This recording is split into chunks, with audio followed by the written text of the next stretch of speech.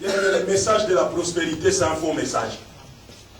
Je le dis tout haut, c'est un faux message. Amen. Si un pasteur passe son temps à prêcher sur la prospérité, c'est un faux message. Je vais vous dire ceci. La Bible dit, Bible à l'appui, je condamne personne.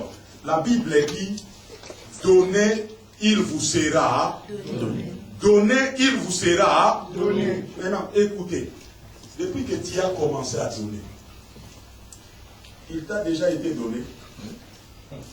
Bien aimé, avec ces messages-là, ce n'est que ceux qui prêchent, qui deviennent de plus en plus riches, et les membres continuent à être de plus en plus pauvres. Bien aimé, la bénédiction, c'est un processus. On ne devient pas riche du jour au lendemain.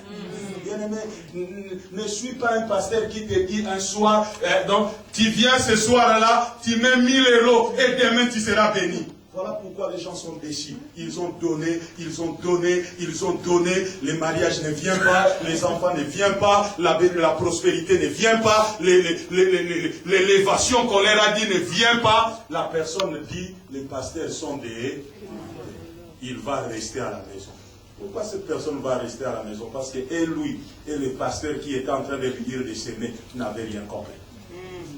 Amen. Amen. La bénédiction, c'est un processus, frère. Lorsque tu lis dans les livres de Genèse, lorsque Jacob est en train de retourner dans sa maison, Jacob va rencontrer Dieu. Il dit à Dieu, l'ange de l'Éternel, c'était Dieu. Hein? Il dit à Dieu, je ne te laisse pas partir si tu ne me bénis pas. Regardez, regardez. Jacob qui demande la bénédiction était très riche. Il avait des femmes, il avait des becs, il avait des enfants. Il était très riche. Mais il dit, je ne te laisse pas si tu te bénis, si tu ne me bénis pas. Hein? Dieu n'a pas fait comme les pasteurs qu'on connaît aujourd'hui. Hein? Là, il est en train de trembloter pour faire bien, pour te faire voir qu'il y a vraiment tu auras. Il n'a pas dit qu'est-ce que tu as besoin. Dieu ne lui a pas dit à Jacob qu'est-ce que tu as besoin. Mais il a dit à Jacob, quel est ton nom? Donne-moi un peu ton identité. Parle-moi un peu de toi. Tu demandes la bénédiction. Toi, c'est qui, en fait? Dis-moi un peu. Toi, c'est qui? Ta nature est comment? Parle-moi un peu de toi. Je veux un peu savoir qui tu es, toi, Jacob. Amen. Jacob dit, je suis Jacob. Voleur, usurpateur, menteur. Hein? C'est lui qui donne le derrière. Donc c'est lui qui est charnel. Donc, c'est lui qui veut se mettre là où il n'est pas. Donc, il veut donner l'image, en fait, de ce qu'il n'est pas.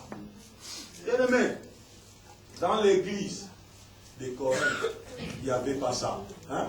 Dans l'église d'Éphèse, pardon, il n'y avait pas ça.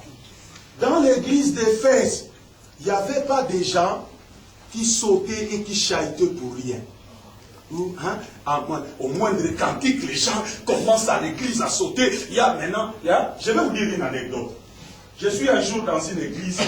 Mais j'ai dit aujourd'hui on vient réfléchir. Hein? On vient pas. Donc je vais te délivrer dans la mentalité. Hein? Parce que si tu n'es pas délivré, aller à l'église comme tu veux, tu auras de problème. Hein? J'étais un jour dans une église. Quelqu'un est en train de faire comme ça, il est en train de faire sa gymnastique, bah, il commence à parler. Pendant qu'il est en train de parler, il fait...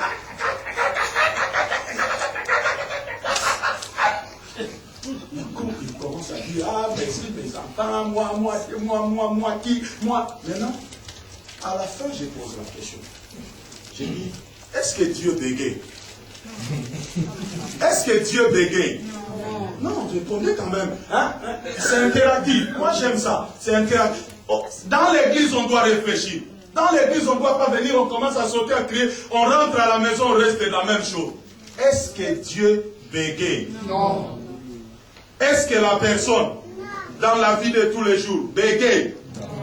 Comment seulement, quand il veut parler de la part de Dieu, il doit bégayer? Ça, ce sont des choses qu'il a vues quelque part dans une église. Ça a commencé quelque part et on les a pris à la mode. Ça entre dans l'église. Donc, quand quelqu'un ne tombe pas, hein, il n'a pas reçu l'esprit. Quand quelqu'un, moi quand j'impose les mains à quelqu'un, si tu veux tomber, je vais t'attraper. Je dis, ici tu ne tombes pas, tu dois écouter ce qu'on est en train de dire là. Parce que si tu tombes, tu n'écouteras rien. Et quand tu vas rentrer à la maison, tu ne vas pas faire un travail pour changer. Le problème de l'église, c'est le problème de changer. Tu peux tomber, regardez dans les églises. Ce sont les mêmes personnes. Il est tombé ce dimanche. Hein? Maintenant, les pasteurs savent maintenant, si l'église est un peu calme, hein, il veut un peu animer les gens, il sait qu'il a déjà ses kobés. Hein? Il a déjà ses brouhahs choisis. Il sait que quand je vais commencer seulement, hein, quand je vais commencer seulement, même si tout le monde dans la salle ne sent pas ça, mais il y aura quelque chose, hein, quelques personnes qui vont prendre les relais. Bien-aimés, hein, Dieu est esprit. Dieu est esprit. Et on ne sert pas Dieu dans la chair. On sert Dieu en esprit. Voilà pourquoi la vie de beaucoup de chrétiens, c'est comme un film d'horreur. La vie de beaucoup de gens qui vont à l'église, c'est comme un film d'horreur. Vous connaissez les films d'horreur? Vous avez déjà vu les films d'horreur? Oui. Dans un film d'horreur, vous verrez la maison qui est envoûtée, qui est en train de hanter les occupants. Hein? La maison, vous êtes au salon assis, les marmites commencent à tomber à la cuisine. Lorsque vous allez à la cuisine, c'est la garde-robe qui tombe. Lorsque vous allez à la garde-robe, c'est la chasse d'eau qui se tire, c'est choua. Alors, tu ne sais plus qu'est-ce qui se passe. Les occupants commencent à vivre dans la paix. C'est comme ça que beaucoup de chrétiens vivent. Bien, regarde, qui me voit? Celui qui me voit lève la main. Celui qui m'a vu lève la main. Je vais voir les mains. Celui qui m'a vu lève la main. Tout le monde a échoué ici. Personne ne m'a vu. Parce que vous ne faites que vous n'êtes qu'en train de voir la maison dans laquelle je vis depuis une quarantaine d'années. Bien-aimé, Jérémie chapitre 1 verset 5, Dieu dit à Jérémie, avant que tu sois fondé dans le sein de ta mère, je te connaissais. Maintenant, si l'homme c'est un être humain matériel, avant qu'il soit fondé là, Jérémie était où? L'homme est éternel comme Dieu est éternel. L'homme est éternel comme Dieu est éternel. Bien-aimé, le premier amour n'est pas ni attaché aux œuvres, ni attaché aux activités. L'église d'Éphèse avait la foi, avait la crainte de Dieu, avait tout ce qu'une église avait besoin pour être digne dans la présence de Dieu. Mais Dieu vient, il dit, ce que j'ai contre toi, c'est que tu as abandonné le premier amour. Maintenant, ce mot-là, premier amour, vient de deux mots grecs. Proton et agapé. Proton et agapé. Premier, c'est le mot grec proton. Le proton qu'on dit, je vais mettre l'argent dans le proton. C'est le premier. Proton veut dire, premièrement, chose principale, la chose la plus importante, la chose la plus significative, la chose la plus privilégiée, et puis la chose la plus significative à l'importance.